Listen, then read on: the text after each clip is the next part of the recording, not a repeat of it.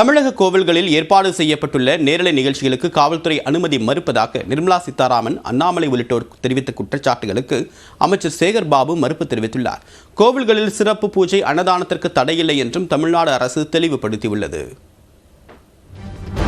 காஞ்சிபுரத்தில் மத்திய அமைச்சர் நிர்மலா சீதாராமன் பங்கேற்கும் அயோத்தி குடமுழுக்கு நேரலை நிகழ்ச்சிக்கு காவல்துறை அனுமதி மறுத்ததாக தகவல் வெளியானது. இதற்கு எக்ஸ் தளத்தில் கண்டனம் தெரிவித்து பதிவிட்ட நிர்மலா சீதாராமன், கோயில்களில் ஏற்பாடு செய்யப்பட்டிருக்கும் நேரலை நிகழ்ச்சிகளுக்கு தமிழ்நாடு காவல்துறை தடை விதிப்பதாக குற்றம் சாட்டினார். இது தொடர்பாக விளக்கமளித்த அறநிலையத்துறை அமைச்சர் சேகர் பாபு, இளைஞரணி மாநாட்டை திசை திருப்பவே இதுபோன்ற வதந்திகள் பரப்பப்படுவதாக கூறினார்.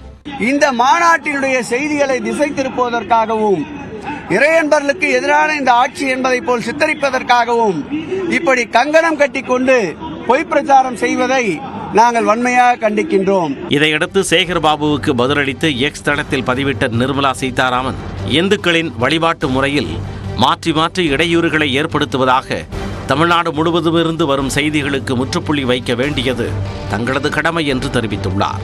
இதனிடையே செங்கல்பட்டு மாவட்டம் மதுராந்தகத்தில் உள்ள ஏரிகாத்த ராமர் கோவிலில் தூய்மை பணிகளை மேற்கொண்டு மரக்கன்றுகளை நட்டு வைத்த நிர்மலா சீதாராமன், தமிழ்நாட்டில் உள்ள கோவில்களில் சிறப்பு ஏற்பாடுகள் செய்ய விடாமல் காவல்துறை மூலம் தடுப்பதாக மீண்டும் குற்றம் சாட்டினார். நான் கலந்துக்க வேண்டிய அந்த இவெண்ட்ல கூட டிவியை வச்சு பிஎம் நடத்தக்கூடிய அயோத்தியா விவகாரத்தை நீங்க பாக்குறதுக்கு இல்ல. கலப்பு அங்க இருந்து ஒரு சப் இன்ஸ்பெக்டர் நின்னுகிட்டே எல்லாரையும் மிரட்டினார். எந்தவித அனுமதியும் மறுக்கப்படவில்லை என்று தமிழ்நாடு இந்து சமய அறநிலையத்துறை அமைச்சர் கூறியதற்கும் நிர்மலா சீதாராமன் பதிலளித்தார். அமைச்சர் சேகர் பாபு அவர்களுடைய ட்வீட்லயே போய் பாருங்க. அவர் போட்டிருக்கிற ட்வீட் கீழவே அவருக்கு பதில் கொடுக்கறாங்க மக்கள். ஐயா அதை பாருங்க, நிராகரிச்சு எனக்கு லெட்டர் வந்துருச்சு, இது என்ன அப்படின்னு ஒருத்தர் கேட்கிறாரு, மூணாவது கேட்கிறாரு, மூணாவது ஆள் கேட்கிறாரு, நாலாவது ஆள் கேட்கிறாரு. நான் வதந்திய பரப்பலைங்க. பாஜக மாநில தலைவர் அண்ணாமலையும் இதே போன்ற குற்றச்சாட்டை முன்வைத்தார்.